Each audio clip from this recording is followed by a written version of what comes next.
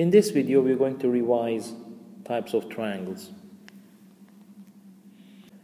A triangle is a two-dimensional shape with three sides.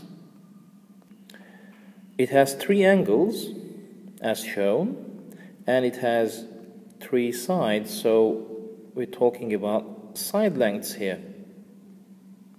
Now, these triangles become interesting when they have equal sides or equal angles, and according to those properties, they get different names. So let's look at them now. So we can classify triangles according to their sides and according to their angles. Now, according to their sides, triangles get these names. Equilateral triangle if all sides are the same. Isosceles if only two of the sides are the same. And if none of the sides are the same, we call it as scalene.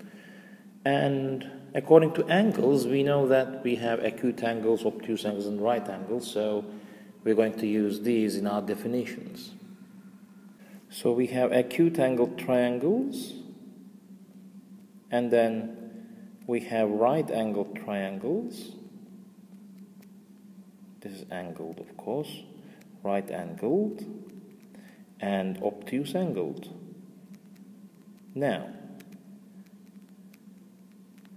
the thing is, in an acute triangle, all the angles are acute, meaning less than 90 degrees. In a right angle triangle, we have a right angle, and in an obtuse angle triangle, we have one obtuse angle. So this is how we categorize triangles according to their angles. Please pause now and draw this diagram to your notebooks with the title. So please write all these that you see on your book and then proceed. We have a few more to go after you finish drawing, so draw this and then start playing to see the rest of the video. Now there are a few of those triangles which need more attention. One of them is equilateral triangle, right? We said that equilateral triangles have all the side lengths the same. So these could be like, let's say, 5 centimeters each, right? And this could also be expressed instead of a number like an unknown. If it is an unknown, then it must be the same unknown. So it could be like this is A, this is A, and this is A, right? Apart from the side lengths being the same, we also have the angles being the same. So each of these angles are of the same size.